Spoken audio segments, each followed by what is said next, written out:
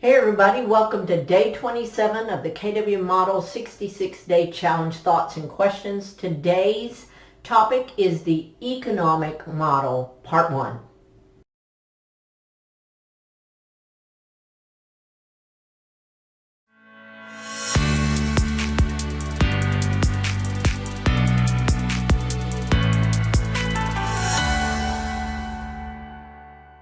Hey everybody, I'm Cathy Naiser with the Naiser Real Estate Group here at Keller Williams Realty in San Antonio, Texas.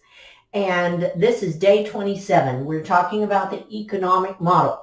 So we reviewed the 4 models of the Millionaire real estate agent. So when Gary interviewed agents through his research and his continued research, he interviewed successful agents who netted $1 million, a lot of money. He found that they followed certain practices and certain models, most of them had in common. And so he created these, or listed these 4 models that top producing agents run their business by. Economic, lead gen, budget, organization. So economic is kind of a multifaceted model, and we're going to look at it over a period of 3 days. So today we're going to look at the money part of it and how that works.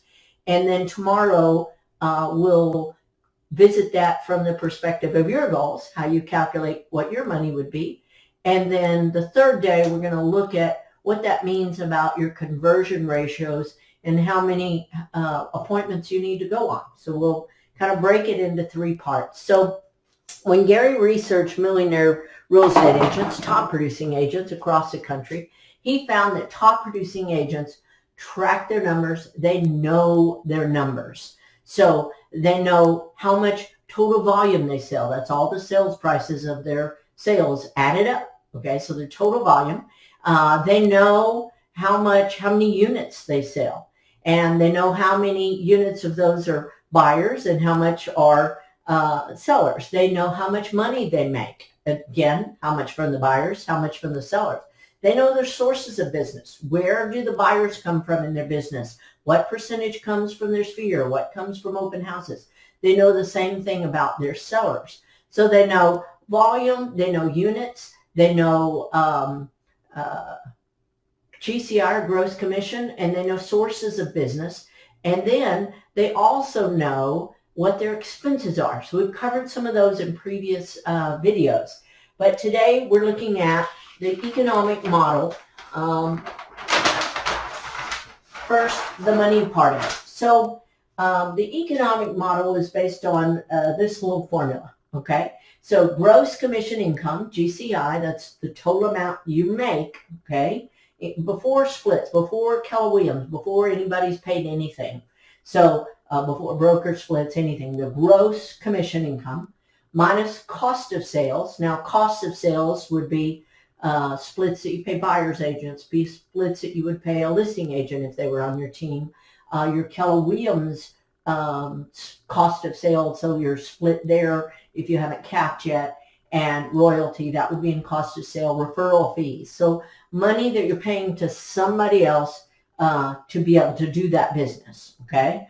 And then you have operating expenses. That's your salaries and your office expenses and your office supplies and your lead generation expenses. So there's a whole number of different kinds of expenses that go in operating expenses. So gross commission minus cost of sale minus operating expenses equals your net income or your profit. So there's kind of a magic, call it magic formula, an ideal formula in terms of profit and expenses that Gary found that agents should really shoot for, that fell in the lines of what the really successful do if they have a very profitable business. And that we call it the 30-30-40. Now, you may hit it sometimes, you may never hit it, you may strive for it. It's a good way to learn how to customize your expenses. But basically, it's 30% cost of sales, so 30% that you would pay other agents, Keller Williams, so for referrals, or if you have buyer's agents, listing agents, it shouldn't exceed 30% of your gross income, okay? 30% operating expenses. Now, that's salaries, again, office expenses, marketing, any kind of other expenses that you have in your business, photography, all those things are operating expenses, what it costs you to do business, and then that should leave 40% in profit. So that's that kind of ideal formula is 30, 30, 40. Now, when we looked at the economic model for someone who nets $1 million, following this formula, that would mean they would make $2,400,000 in gross commission. 30% of that is $700,000. That would be what they paid buyers agents, listing agents, etc. 30% of it would be operating expenses. All their team, their staff, because if they're doing that much business, they have a lot of admin staff. They have a bunch of systems going, different lead gen expenses, and then that would net them $1 million. Okay. Now let's look at a different number. Let's say you want to net $250,000. Okay. So here the gross income would be 60 in the perfect formula, right? 625,000 minus 187,500 in cost of sale. That's 30%. 187,500 in cost of sale, and operating expenses will net the 250,000. Now, this is the ideal formula, and what Gary notes in his book, and he even more notes it as time has gone by in his presentations, that the lower the gross amount of income, the more these numbers are going to be a little bit different, and the more the profit might not be 40%. However, if somebody's doing a lot of business by themselves and they don't have any buyers agents or listing agents, they're going to profit more money. They may have more operating expenses, though, than normal. So these are the ideal, and you can look against what you spend and what you net. So I have some questions for you. Which of the numbers that we said top agents track, which of those numbers do you know for your business? Do you know your gross income each month? Do you know how many units you sold? Do you track that? Which of those do you consistently track for yourself? Do you know your expenses? Do you do a profit and loss statement so you know exactly what your expenses are and where they're going? What are you not tracking that you could start tracking now? If you go to mykw.kw.com, I'll say that again, mykw.kw.com,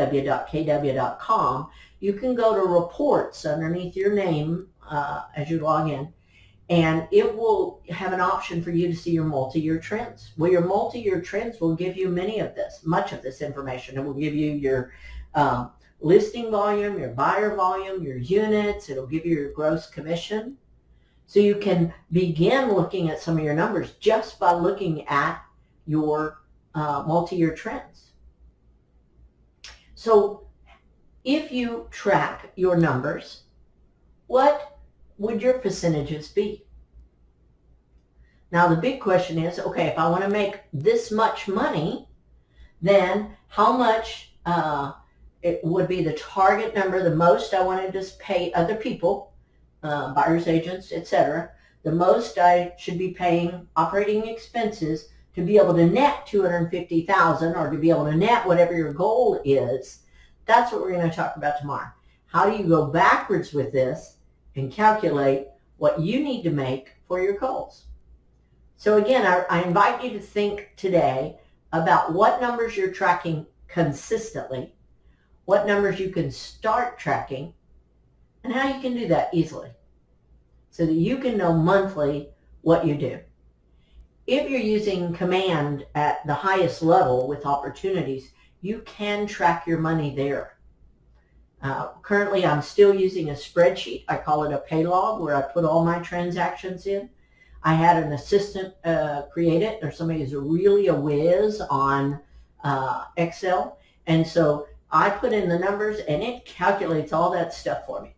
It calculates how many buyers, where they came from, what my percentage commission was. Now, these numbers are based on a 3% commission.